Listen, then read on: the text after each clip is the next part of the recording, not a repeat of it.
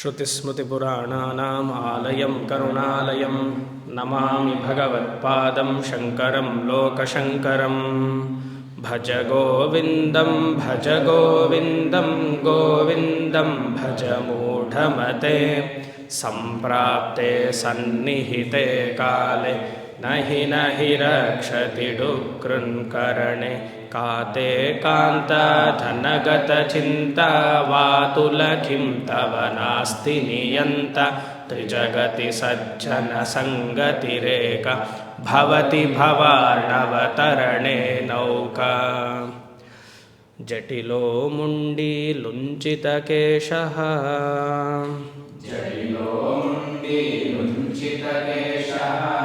ಕಾಷಾಯಾಂಬರ ಬಹುಕೃತ ವೇಷಃ.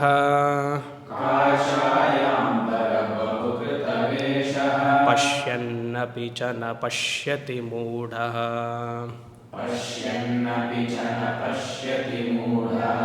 ಉದರನಿಮಿತ್ತಂ ಬಹುಕೃತ ವೇಷಃ. ಜಟಿಲೋ ಮುಂಡಿ ಲುಂಚಿತ ಕೇಶಃ ಕಾಷಾಯಾಂಬರ ಬಹುಕೃತ ವೇಷಃ. ಪಶ್ಯನ್ನಪಿ ಚ ನ ಪಶ್ಯತಿ ಮೂಢಃ. ಉದರನಿಮಿತ್ತಂ ಬಹುಕೃತ ವೇಷಃ. ಜಟಿಲೋ ಮುಂಡಿ ಲುಂಚಿತ ಕೇಶಃ ಕಾಷಾಯಾಂಬರ ಬಹುಕೃತ ವೇಷಃ. ಪಶ್ಯನ್ನಪಿ ಚ ನ ಪಶ್ಯತಿ ಮೂಢಃ. ಉದರನಿಮಿತ್ತಂ ಬಹುಕೃತ ವೇಷಃ. ಭಜ ಗೋವಿಂದಂ ಗೋವಿಂದಂ ಭಜ ಮೂಢಮತೆ. ಸಂಪ್ರಾಪ್ತೆ ಸನ್ನಿಹಿತೆ ಕಾಲೆ ನಹಿ ನಹಿ ರಕ್ಷತಿ ಡುಕೃನ್ಕರಣೆ. ನಹಿ ನಹಿ ರಕ್ಷತಿ ಡುಕೃನ್ಕರಣೆ. ಹಿಂದಿನದು ಪದ್ಮಪಾದಾಚಾರ್ಯರು ಕೊಟ್ಟರು, ಇದು ತೋಟಕಾಚಾರ್ಯರು ಅನುಗ್ರಹ ಮಾಡಿರುವಂತಹ ಶ್ಲೋಕ. ತೋಟಕರು ನಮಗೆ ಗೊತ್ತು, ಶಂಕರರ ಪ್ರಧಾನ ಶಿಷ್ಯರಲ್ಲಿ ಒಬ್ಬರು. ತೋಟಕಾಷ್ಟಕಂ, ಶ್ರುತಿಸಾರ ಸಮುದ್ಧರಣಂ, ಹಲವಾರು ಗ್ರಂಥಗಳು ಈ ರೀತಿಯಾಗಿ. ಇದೊಂದೇ ಗ್ರಂಥ, ಹಲವಾರು ಅಲ್ಲ. ಶ್ರುತಿಸಾರ ಸಮುದ್ಧರಣಂ ಅನ್ನುವಂತಹ ಗ್ರಂಥವನ್ನು ಕೊಟ್ಟು ಅನುಗ್ರಹ ಮಾಡಿದ್ದಾರೆ. ಅವ್ರು ಏನು ಹೇಳ್ತಿದ್ದಾರೆ, ತೋಟಕಾಚಾರ್ಯರು ಒಬ್ಬರು ಸನ್ಯಾಸಿ ಅಲ್ವಾ, ಇನ್ನೊಬ್ಬರು ಸನ್ಯಾಸಿ ನೋಡಿ ಈ ಶ್ಲೋಕವನ್ನು ಹೇಳ್ತಿದ್ದಾರೆ. ಇಲ್ಲಿ ಇವಾಗ ನೀವು ಸಂತೋಷವಾಗಿರ್ಬೋದು. ಇಷ್ಟು ದಿವಸ ಏನಾಗಿತ್ತು, ಶಂಕರರು ಗೃಹಸ್ಥರು ನೋಡಿ ಹೇಳ್ತಿದ್ರು, ನಿಮಗೆ ಬೇಜಾರು ಅನ್ಸೋದು, ಅಯ್ಯೋ ಅನ್ಸೋದು. ಆದರೆ ತೋಟಕರು ಒಬ್ಬ ಸನ್ಯಾಸಿ ಇನ್ನೊಂದು ಸನ್ಯಾಸಿ ನೋಡಿ ಏನಪ್ಪ ಹಿಂಗೆ ಮಾಡ್ತಿದೀಯಾ ಅಂತ ಹೇಳ್ತಿದ್ದಾರೆ. ಒಬ್ಬರು ನಿಜವಾದ ಸನ್ಯಾಸಿ, ಇನ್ನೊಬ್ಬರು ಪೋಲಿ ಸನ್ಯಾಸಿ. ನಿಜವಾದ ಸನ್ಯಾಸಿ ತೋಟಕಾಚಾರ್ಯರು, ಒಬ್ಬ ಪೋಲಿ ಸನ್ಯಾಸಿಯನ್ನು ನೋಡಿ ಹೀಗೆಲ್ಲ ನೀನು ಇರಬಾರ್ದು ಅಂತ ಹೇಳ್ತಿದ್ದಾರೆ. ಸರಳವಾದ ಅರ್ಥ ಏನು, ಕಾಷಾಯಾಂಬರ ಬಹುಕೃತ ವೇಷಃ. ಕಾಷಾಯವನ್ನು ಹಾಕ್ಕೊಂಡಿದ್ಯಾ, ಕೈಯಲ್ಲಿ ದಂಡ ಇದೆ, ಕಾಲಲ್ಲಿ ಪಾದುಕೆ ಇದೆ, ಇನ್ನೊಂದು ಕೈಯಲ್ಲಿ ಕಮಂಡಲು ಇದೆ, ಮೈ ಮೇಲೆ ಕಾವಿ ಬಟ್ಟೆ ಇದೆ, ವಿಭೂತಿ ಹಾಕ್ಕೊಂಡಿದ್ಯಾ, ರುದ್ರಾಕ್ಷಿ ಎಲ್ಲ ಹಾಕ್ಕೊಂಡಿದ್ಯಾ, 1 ರಿಂದ 14 ಮುಖಿ, ಸಿದ್ಧಮಾಲೆ, ಇಂದ್ರಾಕ್ಷಿ ಮಾಲೆ, ಯಾವುದೋ ಒಂದು ಮಾಲೆ ಅದೆಲ್ಲ ಹಾಕ್ಕೊಂಡಿದ್ಯಾ, ತುಳಸಿ ಮಣಿ ಹಾಕ್ಕೊಂಡಿದ್ಯಾ, ಸ್ಫಟಿಕ ಮಣಿ ಹಾಕ್ಕೊಂಡಿದ್ಯಾ, ಜನರುಗಳನ್ನು ಮೋಹ ಮಾಡ್ತಿದ್ಯಾ. ಯಾತಕ್ಕೆ, ಬಹುಕೃತ ವೇಷಃ. ಕಾಷಾಯಾಂಬರ ಬಹುಕೃತ ವೇಷಃ. ಕಾಷಾಯ ಅಂದರೆ ಕಾಷಾಯ ಬಟ್ಟೆ, ಕಾವಿ ಬಟ್ಟೆ. ಅಂಬರ ಅಂದರೆ ಬಟ್ಟೆ. ಕಾಷಾಯಾಂಬರ ಬಹುಕೃತ ವೇಷಃ. ಬಹುಕೃತ ಅಂದರೆ ಈ ಬಟ್ಟೆಯಲ್ಲಿಯೇ ವಿಧ ವಿಧವಾಗಿ ಸ್ಟೈಲಾಗಿ ಹಾಕೊಳ್ಳೋದು, ರುದ್ರಾಕ್ಷಿ ಹಾಕೊಳ್ಳೋದು, ಈ ರೀತಿಯಾಗಿ. ಜನವನ್ನು ಏನೋ ವಾಕ್ಯನ ಇದೆ, ಯತಿ ದಂಡ ಹಾಗೂ ಪಾದುಕೆಯನ್ನು ನೋಡಿದ ತಕ್ಷಣ ನಮಸ್ಕಾರ ಮಾಡಬೇಕು ಅಂತ. ಅದೇನೋ ಒಂದು ಸೂತ್ರ, ಶ್ಲೋಕವೇ ಇದೆ,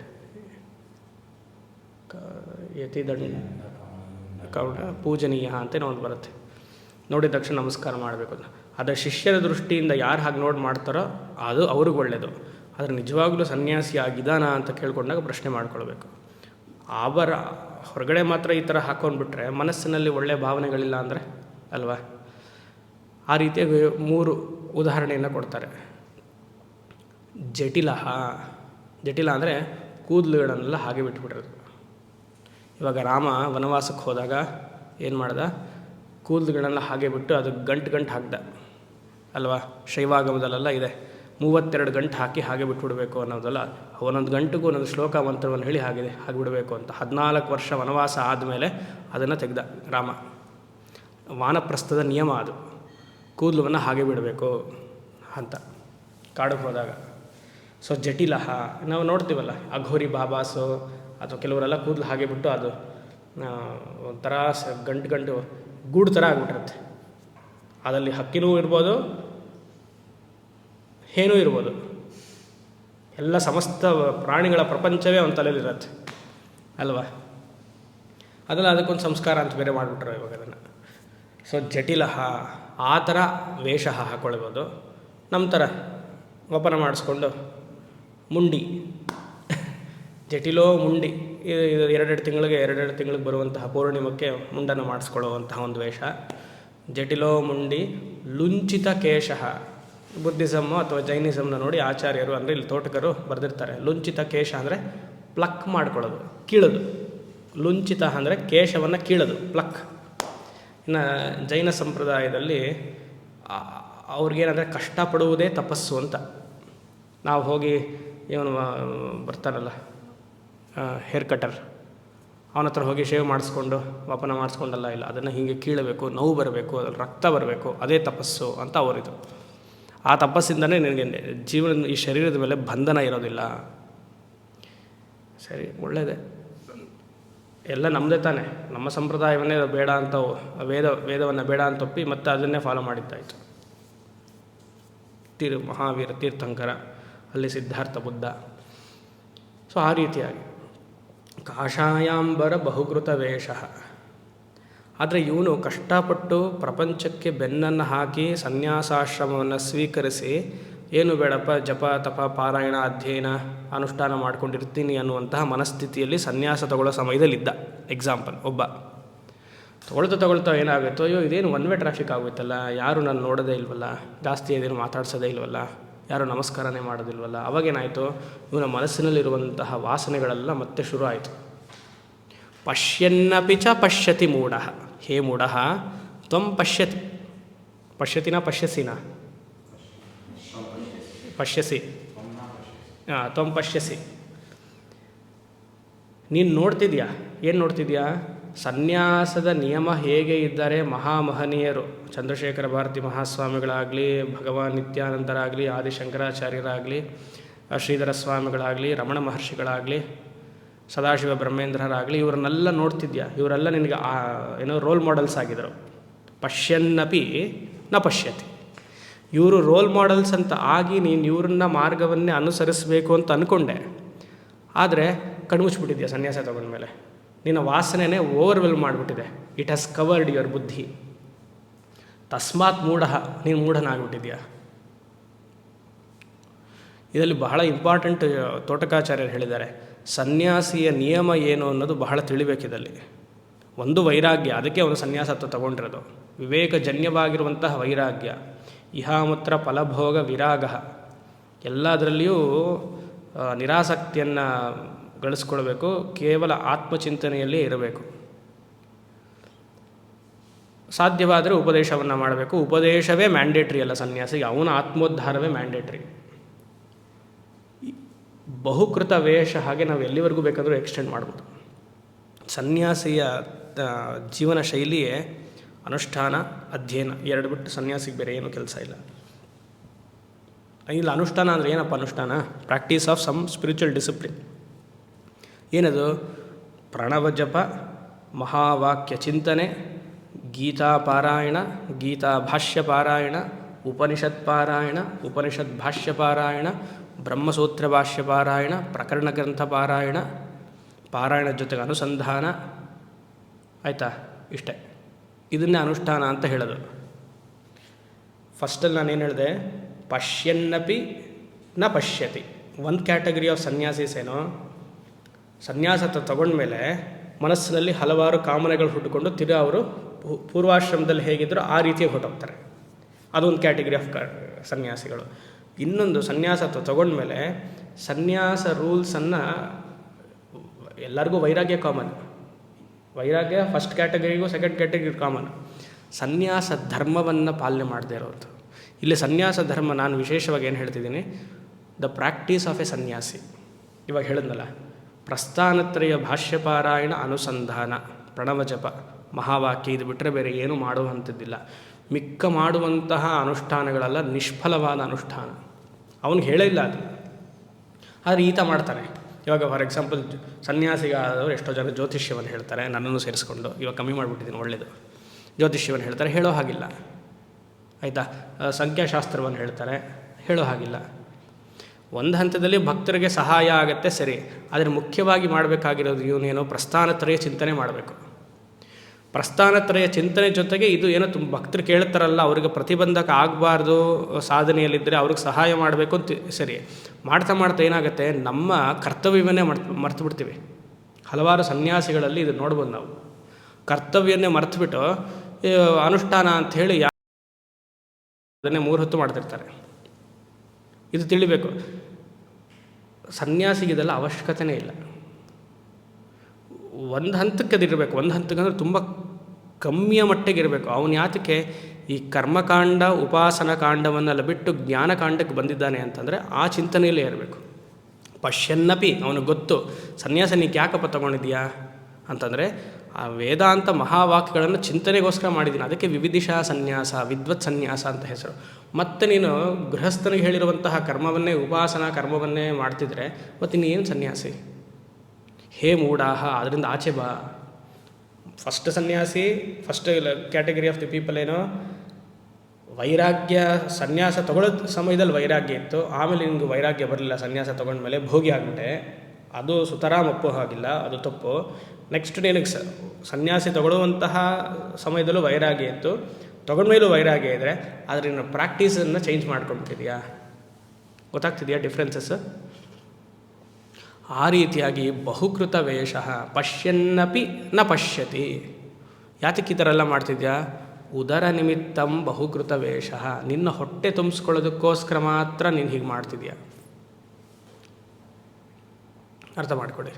ನಿನ್ನ ಹೊಟ್ಟೆ ತುಂಬಿಸ್ಕೊಳ್ಳೋಕ್ಕಂದ್ರೇನೋ ನಿನ್ನ ಸ್ವಾರ್ಥಕ್ಕೋಸ್ಕರ ನೀನು ಹೀಗೆ ಮಾಡ್ತಿದ್ಯಾ.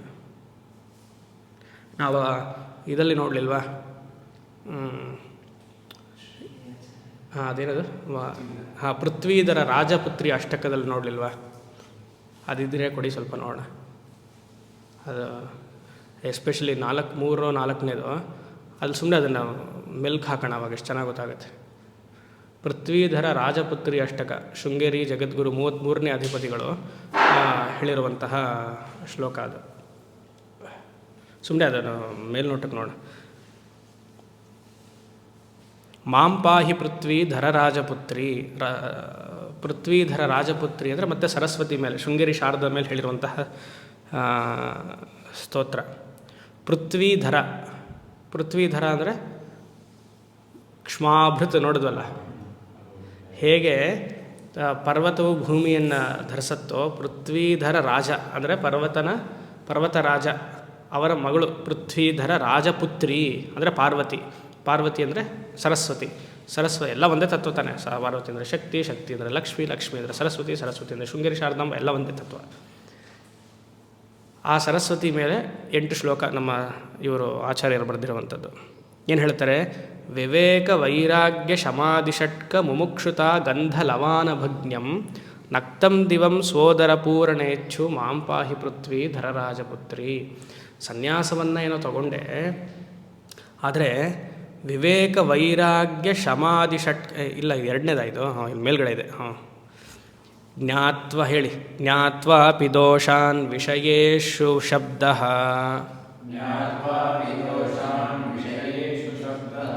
ಸಮಾಧಿಮೇಶ್ವ ಪ್ರತಿಬದ್ಧ ಶಬ್ದಃ.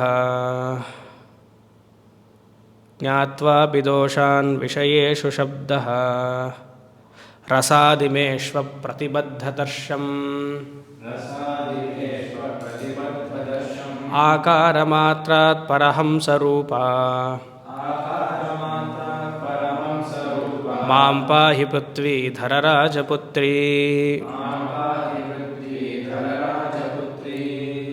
ನೋಡಿ, ಇವಾಗ ಸಮಯ ಬಂತು ಇದನ್ನು ಕರೆಕ್ಟಾಗಿ ಹೇಳೋಕ್ಕೆ. 2 ಸತಿ ಹೇಳಿ ಆಮೇಲೆ ಬೇಡ ಅಂದ್ಕೊಂಡು ಈ ಶ್ಲೋಕ ಕರೆಕ್ಟಾಗಿ ಬಂತು. ಜ್ಞಾತ್ವಾಪಿ ದೋಷಾನ್ ವಿಷಯೇಷು ಶಬ್ದಃ. ಈತ ಸನ್ಯಾಸವನ್ನು ತಗೊಂಡು ವಿಷಯ ಇಂದ್ರಿಯಗಳಲ್ಲಿ ಅಥವಾ ವಿಷಯ ಸುಖದಲ್ಲಿ ದೋಷ ಇದೆ ಅಂತ ಇವನಿಗೆ ಗೊತ್ತು. ಜ್ಞಾತ್ವಾಪಿ ದೋಷಾನ್ ವಿಷಯೇಷು ಶಬ್ದಃ ರಸಾದಿಮೇಶ್ವ ಅಪ್ರತಿಬದ್ಧ ತರ್ಷಂ. ಅವಳು ಅಷ್ಟು ತೃಷ್ಣ ಇದೆಯಂತ ವಿಷಯ ಸುಖವನ್ನು ಅನುಭವಿಸಬೇಕು. ಜ್ಞಾತ್ವಾಪಿ ಅದರಲ್ಲಿ ದೋಷ ಇದೆ, ಶುರುವಿನಲ್ಲಿ ಮಾತ್ರ ಸುಖವನ್ನು ಕೊಡುತ್ತೆ, ಆಮೇಲೆ ಪ್ರತಿಯೊಂದು ಇಂದ್ರಿಯವೂ ಅಥವಾ ಇಂದ್ರಿಯ ಸುಖವೂ ಆಮೇಲೆ ದುಃಖ ಕೊಡುತ್ತೆ ಅಂತ ಇವನು ಗೊತ್ತು, ಜ್ಞಾತ್ವಾಪಿ. ಆದರೆ ಇವನಿಗೆ ಮನಸ್ಸಿನ ಒಳಗಡೆ ಅದನ್ನು ಅನುಭವಿಸಬೇಕು ಅನ್ನುವಂಥ ಇಚ್ಛೆ. ಆದರೆ ಹೊರಗಡೆ ಇವನೇನು ಮಾಡ್ಕೊಂಡಿದ್ದಾನೆ, ಈ ಥರ ಬಟ್ಟೆ ಹಾಕ್ಕೊಂಡು ಆಕಾರ ಮಾತ್ರಾತ್ ಪರಹಂಸರೂಪ, ಆಕಾರ ಮಟ್ಟದಲ್ಲಿ ಮಾತ್ರ ರುದ್ರಾಕ್ಷಿ ಎಲ್ಲ ಹಾಕ್ಕೊಂಡು ಪಾದುಕೆ ಹಾಕ್ಕೊಂಡು ಎಲ್ಲ ಸನ್ಯಾಸ ವೇಷದಲ್ಲಿದ್ದು ವಿಭೂತಿ ಹಾಕ್ಕೊಂಡು ಈ ಥರ ನನ್ನ ಜೀವನ ಆಗೋಯ್ತು, ತಸ್ಮಾತ್ ಮಾಂಪಾಹಿ ಪೃಥ್ವಿ ಧರರಾಜಪುತ್ರಿ ಕಾಪಾಡಮ್ಮ ಅಂತ ಒಂದು ಮೊದಲನೇ ಶ್ಲೋಕದ ಇದು. ಎರಡನೇ ಶ್ಲೋಕ ಏನು, ವಿವೇಕ ವೈರಾಗ್ಯ ಶಮಾಧಿ ಷಟ್ಕ ಮುಮುಕ್ಷುತ ಗಂಧಲವಾನಭಿಜ್ಞಂ ನಕ್ತಂ ದಿವಂ ಸೋದರ ಪೂರಣೇಚ್ಛುಂ ಪೂರಣೇಚ್ಛುಂ ಮಾಂ ಪಾಹಿ ಪೃಥ್ವಿ ಧರರಾಜಪುತ್ರಿ ವಿವೇಕ ವೈರಾಗ್ಯ ಶಮಾಧಿ ಷಟ್ಕ ಮುಮುಕ್ಷುತ ಗಂಧ ಲವ ಅನಭಿಜ್ಞಂ. ಗಂಧ ಅಂದರೆ ವಾಸನೆ. ವಿವೇಕ ವೈರಾಗ್ಯ ಶಮಾಧಿ ಷಟ್ಕದ ಬಗ್ಗೆ ಎಲ್ಲ ನಿನಗೆ ಗೊತ್ತಿದೆ, ಆದರೆ ಅನುಸಂಧಾನ ಮಾಡೋಕ್ಕೆ ಲವ ಅನಭಿಜ್ಞಂ. ಏನದು ಲವ ಇದು ಉಪ್ಪಷ್ಟು ಜ್ಞಾನ ಇಲ್ಲ ನಿನಗೆ. ಅನಭಿಜ್ಞಂ ಅಂದರೆ ಮಾತಾಡೋಕ್ಕೆ ಮಾತ್ರ ಗೊತ್ತಿದೆ, ಅದನ್ನು ಅಭ್ಯಾಸ ಮಾಡೋಕ್ಕೆ ಗೊತ್ತಿಲ್ಲ. ಲವ ಅನಭಿಜ್ಞಂ ಈ ಪದವನ್ನೆಲ್ಲ ಯಾಕೆ ಉಪಯೋಗಿಸ್ತಾ ಇದೆಯಾ? ನಕ್ತಂ ದಿವಂ ಸ್ವ ಉದರ ಪೂರಣೇಚ್ಛುಂ. ಇಲ್ಲೇನು ಬಂತು? ಉದರ ನಿಮಿತ್ತಂ ಬಹುಕೃತ ವೇಷ. ಅದು ಎರಡು ಸಾಲಲ್ಲಿ 2 ಸತಿ ಹಾಕಿದ್ದಾರೆ ತೋಟಕಾಚಾರ್ಯರು. ಜಟಿಲೋ ಮುಂಡಿ ಲುಂಚಿತ ಕೇಶ ಕಾಷಾಯಾಂಬರ ಬಹುಕೃತ ವೇಷ. ಮೊದಲನೇ ಸಾಲಲ್ಲಿ ಬಹುಕೃತ ವೇಷ. ಪಶ್ಯನ್ನಪಿ ನ ಚ ಪಶ್ಯತಿ ಮೂಢ ಉದರ ನಿಮಿಕೃ ಬಹುಕೃತ ವೇಷ.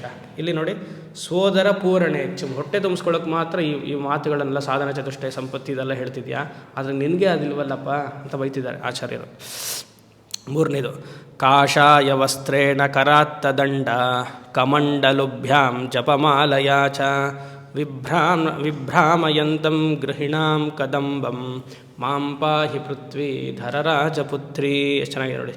ಕಾಷಾಯ ವಸ್ತ್ರವನ್ನು ಹಾಕ್ಕೊಂಡಿದ್ದಾನಂತೆ ಈತ.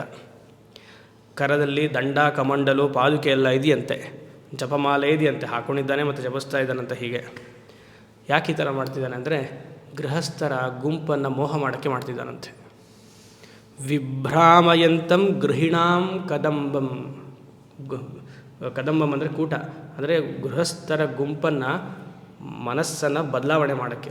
ಸನ್ಯಾಸಿಗಳು ಬಂದರು, ಅವ್ರಿಗೆ ಪಾತ್ಪೂಜೆ ಮಾಡಿ ಭಿಕ್ಷಾವಂದನೆ ಮಾಡಿ ಈ ರೀತಿಯ ಮೋಹವನ್ನು ಮಾಡೋಕ್ಕೆ ಈ ವಸ್ತ್ರವನ್ನು ಹಾಕ್ಕೊಂಡಿದ್ದಾನೆ. ಅಮ್ಮ ದಯವಿಟ್ಟು ಕಾಪಾಡು, ಮಾಂ ಪಾಹಿ ಪೃಥ್ವಿ ಧರರಾಜಪುತ್ರಿ ಅಂತ.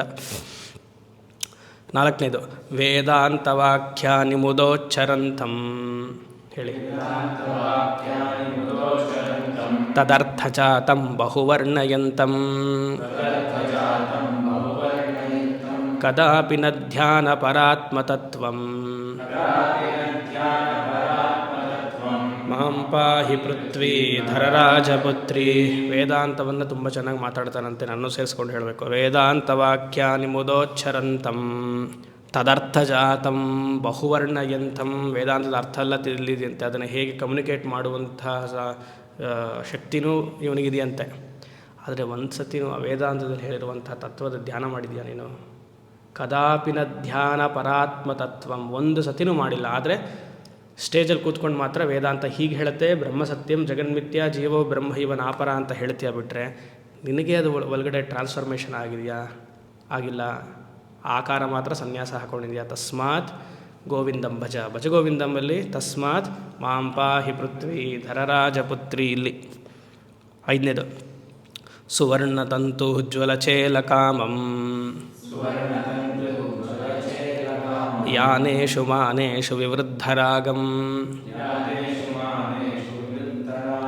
ಅಂಗೀಕೃತ ಅನೇಕ ಸುಮಿತ್ರ ಶತ್ರುಂ ಮಾಂ ಪಾಹಿ ಪೃಥ್ವಿ ಧರರಾಜಪುತ್ರಿ. ಸನ್ಯಾಸಿ ಅಂದಮೇಲೆ ಒಂದು ಬಟ್ಟೆ ಹಾಕ್ಕೊಳ್ಬೇಕು, ಯಾವುದೋ ಒಂದು ಕಾವಿ ಬಟ್ಟೆ, ಸಾಧಾರಣವಾಗಿರಬೇಕು, ಆದಷ್ಟು ಕಮ್ಮಿ ಸಂಖ್ಯೆದಲ್ಲಿರಬೇಕು. ಶಾಸ್ತ್ರ ಹೇಳುತ್ತೆ 1 2 ಅದನ್ನು 4 ಮಾಡಿ ಆಯಿತು, 7 ಮಾಡಿ ಆಯಿತು. ಈಗ 106 ಬಟ್ಟೆಗಳಿರುತ್ತೆ. ಅದರಲ್ಲಿಯೂ ಏನು ಬಟ್ಟೆಗಳು ಅಂದರೆ ರೇಷ್ಮೆಯ ಬಟ್ಟೆ ಆಗಬೇಕು ಅಂತ. ಇಲ್ಲಿ ನೋಡಿ ಅವರೇ ಹೇಳ್ತಾರೆ, ಸುವರ್ಣ ತಂತೂಜ್ವಲ ಚೇಲಕಾಮಂ. ಚೇಲ ಅಂದರೆ ಬಟ್ಟೆ. ಸುವರ್ಣ ತಂತು, ರೇಷ್ಮೆ ನೂಲಿಂದ ಮಾಡಿರುವಂತಹ ಬಾರ್ಡರೇ ಆಗಬೇಕು ಅಂತೆಲ್ಲ ಇರ್ತಾರೆ. ಸುವರ್ಣ ತಂತೂಜ್ವಲ ಚೇಲಕಾಮಂ ಯಾನೇಶು ಮಾನೇಶು ವಿವೃದ್ಧರಾಗಂ. ನನ್ನ ವಿಚಾರವನ್ನು ಯಾರು ಮಂಡನೆ ಮಾಡ್ತಾರೋ, ನಾನು ಹೇಳಿದ್ದನ್ನು ಯಾರು ತಲೆಬಾಗ್ತಾರೋ, ಹೌದು ಸ್ವಾಮಿಗಳೇ ನೀವು ಹೇಳಿದ ಸರಿ ಅಂತಾರೋ ಅವ್ರಿಗೆಲ್ಲ ನಾನು ಗುರು, ಅವರು ನನ್ನ ಶಿಷ್ಯರು. ಯಾನೇಶು ಮಾನೇಶು ವಿವೃದ್ಧರಾಗಂ. ನಾನು ಸರಿ ನೀವು ಸರಿ ಇಲ್ಲ ಅಂತ ಹೇಳಿದಾಗ ನಾನೆಲ್ಲ ಸರಿ ಅಂದವ್ರಿಗೆ ನಾನು ಅವ್ರ ಹತ್ರ ರಾಗ ಬೆಳೆಸ್ಕೊಳ್ತೀನಿ. ನನ್ನನ್ನು ಯಾರು ಸರಿ ಇಲ್ಲ ಅಂತ ಹೇಳ್ತಾರೋ ಅವ್ರ ಹತ್ರ ಎಲ್ಲ ದ್ವೇಷವನ್ನು ಬೆಳೆಸ್ಕೊಳ್ತೀನಿ. ಇವನು ಸನ್ಯಾಸಿ ರಾಗದ್ವೇಷ ಅತೀತನಾಗಬೇಕು. ಆದರೆ ಅಲ್ಲಿ ಕೂತ್ಕೊಂಡು ರಾಗದ್ವೇಷ ಪ್ರೋತ್ಸಾಹಿಸ್ತಾನೆ. ಅಂಗೀಕೃತ ಅನೇಕ ಸುಮಿತ್ರ ಶತ್ರು. ಇದನ್ನು ಯಾರು ಒಪ್ತಾರೋ ಅವ್ರು ನನ್ನ ಮಿತ್ರ, ಒಪ್ಪಲಿಲ್ವಾ ಯಾರು ಶತ್ರು. ಮಾಂ ಪಾಹಿ ಪೃಥ್ವಿ ಧರರಾಜಪುತ್ರಿ. ಇದಕ್ಕೆಲ್ಲ ದೀರ್ಘವಾಗಿ ವ್ಯಾಖ್ಯಾನ ಮಾಡ್ಬೋದು, ಎಕ್ಸಾಂಪಲ್ಸೇ ತೊಗೊಂಡು ಹೇಳ್ಬೋದು, ಬೇಡ ಸುಮ್ಮನೆ ಕೆಲವ್ರಿಗೆಲ್ಲ ಬೇಜಾರಾಗುತ್ತೆ ಅಂತ ಸುಮ್ಮನಿದ್ದೀನಿ ಅಷ್ಟೆ. ಭೋಗ ಅನೇಕ ಮನಸಾಪ್ಯಲಭ್ಯ ಭೂಯಾಸು ಇತಿ ಭೂಯಾಸುರಿತ್ಯನ್ವಹಮೀಹಮಾನಂ ಗುರುತ್ತಮಾರಾಧನದೂರಚಿತ್ತಂ ಮಾಂ ಪಾಹಿ ಪೃಥ್ವಿ ಧರರಾಜಪುತ್ರಿ. ಭೋಗ ಅನೇಕಾಃ ಅನೇಕಾಃ ಭೋಗಾಃ ಮನಸ ಅಪಿ ಅಲಭ್ಯಾಃ. ಮನಸ್ಸಿನಲ್ಲಿ ಹಲವಾರು ಕಾಮನೆಗಳನ್ನ ಇಟ್ಕೊಂಡಿದ್ದೀನಂತೆ. ಕೆಲವು ಕಾಮನೆಗಳೆಲ್ಲ ಸಂಕಲ್ಪದಿಂದ ಮಾಡಿ ಪ್ರಾರ್ಥನೆ, ಭಗವಂತನ ಹತ್ರ ಪ್ರಾರ್ಥನೆ ಮಾಡಿಕೊಂಡ್ರೆ ಈಡೇರಿಸಿರ್ಬೋದು. ಕೆಲವುದು ಈಡೇರ್ಸೋಕ್ಕಾಗಲ್ಲ, ಅಷ್ಟು ಮಟ್ಟಿಗಿದೆ. ಆದರೆ ಮನಸ್ಸಿನಲ್ಲೇ ಅದನ್ನು ಎಂಜಾಯ್ ಮಾಡ್ಬೋದು. ಈ ನನ್ನ ಕಾಮನೆಗಳು ಮನಸ್ಸಿನಲ್ಲೂ ಎಂಜಾಯ್ ಮಾಡೋಕ್ಕೆ ಸಾಧ್ಯವಿಲ್ಲ. ಆ ಥರ you cannot get what you have desired of. ಭೋಗಾಃ ಅನೇಕಾಃ ಮನಸಾಪಿ ಅಲಭ್ಯ. ಮನಸ್ಸಿಗೂ ಎಟ್ಕಲ್ವಂತೆ ನಿನ್ನ ಆಸೆಗಳು. ಆ ಥರ ಎಲ್ಲ ಆಸೆಗಳು ಇಟ್ಕೊಂಡಿದ್ದೀನಿ. ಭೂಯಾಸು ಇತಿ ನಿತ್ಯ ಅನ್ವಹಮೀಹಮಾನ. ಮತ್ತು ಬೆಳಗ್ಗೆಯಿಂದ ರಾತ್ರಿವರೆಗೂ ಇದನ್ನೇ ಚಿಂತನೆ ಮಾಡ್ತಿದ್ದೀನಿ. ಆಶ್ರಮವನ್ನು ಹೇಗೆ ದೊಡ್ಡ ಮಾಡೋಣ, ಮಟ್ಟಕ್ಕೆ ಹೇಗೆ ಇದು ಮಾಡೋಣ, ಆ ಸುವರ್ಣ ಬಂತ, ಬೆಳ್ಳಿ ಬಂತ, ಇದು ಬಂತ, ಮತ್ತೊಂದು ಬಂತ, ಇದೇ ಚಿಂತನೆಯಲ್ಲಿದೆ. ಆದರೆ ಗುರು ಧ್ಯಾನವನ್ನು, ಪ್ರಣವ ಜಪವನ್ನು, ಮಹಾವಾಕ್ಯ ಚಿಂತನೆಯನ್ನು, ಪ್ರಸ್ಥಾನತ್ರಯ ಭಾಷ್ಯ ಪಾರಾಯಣವನ್ನು, ಪ್ರಸ್ಥಾನತ್ರಯ ಭಾಷ್ಯ ಚಿಂತನೆಯನ್ನು, ಪ್ರಕರಣ ಗ್ರಂಥಗಳ ಚಿಂತನೆಯನ್ನು, ಅದ್ವೈತ ವೇದಾಂತ ಚಿಂತೆಯನ್ನು ಒಂದಿಷ್ಟು ಮಾಡಿಲ್ಲ. ಆದರೆ ಇವರಿಗೇನು ಅಂದರೆ ವಿಕ್ಷೇಪ, ಇದನ್ನೇ ಅಧ್ಯಾಸ ಅಂತ ಹೇಳೋದು. ಶಂಕರಾಚಾರ್ಯರ ಅಧ್ಯಾಸ ಎಲ್ಲಿದೆ, ನಾವು ಇಟ್ಕೊಂಡಿರುವಂತಹ ಅಧ್ಯಾಸ ಎಲ್ಲಿದೆ? ಯುಷ್ಮದಸ್ಮತ್ ಪ್ರತ್ಯಯ ಗೋಚರಯೋಹೋ ಅಂತ ಹೇಳಿ ಅಧ್ಯಾಸ ಭಾಷೆಯಲ್ಲಿ, ಅದು ನಮ್ಮ ಅಧ್ಯಾಸ ಎಲ್ಲಿಗೆ ಬಂತು? ಮಠ ಸಂರಕ್ಷಣೆ ಮಾಡುವಂತಹ ಅಧ್ಯಾಸ ಬಂದಿದೆ ಇವಾಗ, ಅಥವಾ ಆಶ್ರಮ ಸಂರಕ್ಷಣೆ ಮಾಡುವಂಥ ಅಧ್ಯಾಸ ಬಂದಿದೆ. ಯೋಚನೆ ಮಾಡಿ. ಈ ಚಿಂತನೆಯಲ್ಲೇ ಇದೆ. ನಿನ್ನ ಆಸೆಗಳೇ ನಿನ್ನನ್ನು ಪೂರೈಸ್ತಾ ಇಲ್ಲ. ಸುಮ್ಮನೆ ಆಕಾರ ಮಾತ್ರ ಸನ್ಯಾಸ ಹಾಕ್ಕೊಂಡಿದ್ಯಾ. ಆಸೆಗಳಿಗೂ ನಿನ್ನ ಮನಸ್ಸು, ನಿನ್ನ ಆಸೆಗಳಿಗೂ ಅದು ಎಟ್ಕೋಕ್ಕೆ ಸಾಧ್ಯ ಇಲ್ಲ. ಗುರು ಧ್ಯಾನ ಮಾಡಿಲ್ಲ, ತತ್ವಚಿಂತನೆ ಮಾಡಿಲ್ಲ, ಸುಮ್ಮನೆ ಬಟ್ಟೆ ಹಾಕ್ಕೊಂಡು ಜನಕ್ಕೆ ಮೋಸ ಮಾಡ್ತಿದ್ಯಾ. ಮಾಂ ಪಾಹಿ ಪೃಥ್ವಿ ಧರರಾಜಪುತ್ರಿ. ಇದೆಲ್ಲ ಯಾರು ಬರೆದಿರೋದು? 33ನೇ ಪೀಠಾಧಿಪತಿಗಳು, ಶೃಂಗೇರಿ ಜಗದ್ಗುರು ಶ್ರೀ ಶ್ರೀ ಸಚ್ಚಿದಾನಂದ ಶಿವಾಭಿನವ ನರಸಿಂಹ ಭಾರತಿ ಮಹಾಸ್ವಾಮಿಗಳು. ಅಂದರೆ ಆಗಿನ ಕಾಲದಲ್ಲೇ ಈ ಥರ ಜನಗಳು, ಸನ್ಯಾಸಿಗಳಿದ್ದರು ಅಂತ. ಅವರು ಇದೆಲ್ಲ ಬರಿಬೇಕು ಅಂದರೆ ಆವಾಗಲೂ ಫೇಕ್ ಸನ್ಯಾಸಿಗಳಿದ್ದರು ಅಂತ. ಅಂದರೆ ಎಲ್ಲ ಫೀಲ್ಡಲ್ಲೂ ಒಂದು ಒರಿಜಿನಲ್, ಒಂದು ಡೂಪ್ಲಿಕೇಟ್ ಇದೆ ಅಂತ ಆಯಿತು ಅಲ್ವಾ? ಅವ್ರಿಗೆ, ಶಂಕರಾಚಾರ್ಯರಿಗೆ ಹಾಗೆ ಅನಿಸ್ಬೇಕು ಅಂದರೆ ಆಗಿನ ಕಾಲದಲ್ಲಿ 250 ವರ್ಷದ ಹಿಂದೆ ಇದ್ದರವರು. ಆಗಲೇ ಈ ಥರ ನಾಟಕ ಮಾಡೋ ಜನರೆಲ್ಲ ಇದ್ದರು ಅಂತ ಅದನ್ನು ನೋಡಿ ಬರೆದಿದ್ದಾರೆ. ಈಗಲೂ ಇರ್ತಾರೆ, ಅವ್ರವ್ರಿಗೆ ಗೊತ್ತು ಅಷ್ಟೇ. ಏನು ಮಾಡೋದು? ಎಷ್ಟೇದಾಯಿತು? 6ನೇದಾಯಿತು. 7, 8 ಇದೆ, ಇನ್ನೆರಡು. ಕುತೋ ಯತೇರಸ್ಯ ಶರೀರಮಾನಂ ಧನಾಭಿಮಾನಃ ಸತತಂ ದುರಂತಃ ಅಶೇಷಲೋಕೈಃ ಇತಿ ನಿಂದ್ಯಮಾನಂ ಮಾಂ ಪಾಹಿ ಪೃಥ್ವಿ ಧರರಾಜಪುತ್ರಿ. ಅಸ್ಯ ಯತೇಃ ಕುತಃ ಶರೀರಂ ಧನ ಅಭಿಮಾನಃ ಸತತಂ. ಎಲ್ಲಿಂದ ಬಂತು ಯತಿಗೆ ಇಷ್ಟೊಂದು ಹಣದ ಮೇಲೆ, ಸಂಪತ್ತು ಮೇಲೆ ಆಶ್ರಮವನ್ನು, ಮಠವನ್ನು ಎಕ್ಸ್ಟೆಂಡ್ ಮಾಡಬೇಕು ಅನ್ನುವಂಥ ಆಸೆ? ಇಲ್ಲೊಂದು ಬ್ರಾಂಚ್, ಅಲ್ಲೊಂದು ಬ್ರಾಂಚ್ ಮಾಡಬೇಕು ಅಂತ ಎಲ್ಲಿಂದ ಬಂತು? ಈ ರೀತಿಯಾಗಿ ಭಕ್ತರು ಮಾತಾಡ್ಕೊಳ್ತಿದ್ದಾರಂತೆ. ಏನು ಸತತಂ ದುರಂತಹ, ಇವನೇನು ಬೇಡ ಅಂತ ಹೋಗಿ ಆರಾಮಾಗಿ ತತ್ವಚಿಂತನೆ ಮಾಡುವಂತಹ ಯತಿಯಾದವನು ಯಾಕೆ ಈ ಥರ ಎಲ್ಲ ಅರ್ಥಕಾಮಿಗಳಾಗಿದ್ದಾನೆ. ಇಷ್ಟು ಬೈದ್ರೂ, ಜನ ಬೈದ್ರೂ ಇವನಿಗೆ ಅಶೇಷಲೋಕೈಹಿ ಇತಿ ನಿಂದ್ಯಮಾನಂ, ಆದರೂ ಇವನು ಮನಸ್ಸಿಗೆ ಬರ್ತಿಲ್ವಂತೆ. ಕಷ್ಟಪಟ್ಟೇನೋ ಈ ತುರ್ಯಾಶ್ರಮಕ್ಕೆ ಬಂದೆ, ಸರಿ ಮಾಡೋಕ್ಕಾಗಲಿಲ್ಲ, ಜನ ಬೈತಿದ್ದಾರೆ, ಇನ್ಮೇಲಾದರೂ ಸ್ವಲ್ಪ ಸರಿ ಹೋಗೋಣ, ಅನುಷ್ಠಾನ ಮಾರ್ಗದಲ್ಲಿ ಇರೋಣ ಅಂತಾದರೆ ಆದರೂ ಬುದ್ಧಿ ಬಂದಿಲ್ಲ. ಅಮ್ಮ ಈ ಥರ ಎಲ್ಲ ವೃತ್ತಿಗಳು ಬರೋಕ್ಕೆ ಸಾಧ್ಯ ಇದೆ, ತಸ್ಮಾತ್ ನೀನು ಕಾಪಾಡು. ಮಾಂ ಪಾಹಿ ಪೃಥ್ವಿ ಧರರಾಜಪುತ್ರಿ. ಕೊನೆಯದು ನಿವಾರಿತ ಶೇಷ ಮಹಾಘವೃಂಧೈ ಅವ್ಯಾಜಕಾರುಣ್ಯ ಸುಧಾತರಂಗೈ ಅಪಾಂಗಪಾತೈರವಲೋಕಯಂತಿ ಮಾಂ ಪಾಹಿ ಪೃಥ್ವಿ ಧರರಾಜಪುತ್ರಿ. ಈ ದೋಷಗಳೆಲ್ಲ ನಮಗೆ ಬರಬಾರ್ದು ಯತಿಯಾಗಿ ಅಂತ ಹೇಳಿ ನಿವಾರಿತ ಶೇಷ ಮಹಾ ಓಘೈಹಿ, ನಿನ್ನ ಗುಂಪು, ನಾನು ಮಾಡಿರುವಂತಹ ಓಘೈಹಿ ಅಂದರೆ ಗುಂಪು ಇದಲ್ವಾ, ನಾನು ಮಾಡಿರುವಂತಹ ಪಾಪ ಇದೆಯಲ್ವಾ, ಈ ಆಶ್ರಮವನ್ನು ತಗೊಂಡು ನಿವಾರಿತ ಶೇಷ ಮಹಾಪಾಪ ಓಘೈಹಿ ಅವ್ಯಾಜ ಕಾರುಣ್ಯ ಸುಧಾತರಂಗೈಹಿ, ಅದನ್ನೆಲ್ಲ ಹೋಗಿಸ್ಬೇಕು ಅಂದರೆ ನಿನ್ನ ಕರುಣಾ ಕಟಾಕ್ಷ ನನ್ನ ಮೇಲೆ ಬಿದ್ದರೆ, ಶೃಂಗೇರಿ ಶಾರದಾಂಬೆಯೇ ನಿನ್ನ ಕರುಣಾ ಕಟಾಕ್ಷ ನನ್ನ ಮೇಲೆ ಬಿದ್ದರೆ, ಅಪಾಂಗಪಾತೈಹಿ ಅವಲೋಕಯಂತಿ, ಬಿದ್ದರೆ ಸಾಕು, ಇಲ್ಲಿವರೆಗೂ ನಾನು ತಪ್ಪು ಮಾಡಿದ್ದೀನಿ, ಇನ್ಮೇಲೆ ಮಾಡಲ್ಲ. ಮಾಂ ಪಾಹಿ ಪೃಥ್ವಿ ಧರರಾಜಪುತ್ರಿ ಇದಂ ಹಿ ಪೃಥ್ವಿ ಧರರಾಜಪುತ್ರಿ ಪಾದಾರವಿಂದಾರ್ಪಿತಮಾನಸೇನ ಕರ್ಮಂದಿನ ನಿರ್ಮಿತಮಷ್ಟಕಂ ಯಃ ಪಠೇತ್ ಸ ಭೂಯಾದ್ ಅಖಿಲೇಷ್ಠಗೇಹಂ. ಕರ್ಮಂದಿನ ಅಂದರೆ ಸನ್ಯಾಸಿನ ಅಂತ. ಸನ್ಯಾಸಿಯಾಗಿರುವಂತಹ ನಾನು ಈ ಪೃಥ್ವೀಧರ ರಾಜಪುತ್ರಿ ಅಷ್ಟಕವನ್ನು ಬರೆದಿದ್ದೀನಿ. ಯಾರೆಲ್ಲ ಇದನ್ನು ಪಾರಾಯಣ ಮಾಡ್ತಾರೋ ಅವರಿಗೆ ಸದ್ವಿಚಾರವನ್ನು ಉಂಟು ಮಾಡುತ್ತೆ. ಆ ರೀತಿಯಾಗಿ ನಿನ್ನ ಅನುಗ್ರಹವೂ ಸಿಗತ್ತೆ ಅಂತ ಶೃಂಗೇರಿ ಆಚಾರ್ಯರ 33ನೇ ಪೀಠಾಧಿಪತಿಗಳ ಪೃಥ್ವೀಧರ ರಾಜಪುತ್ರಿ ಅನ್ನುವಂತಹ ಅಷ್ಟಕ. ಇದನ್ನು ಯಾಕೆ ಹೇಳಕ್ಕೆ ಬಂದೆ?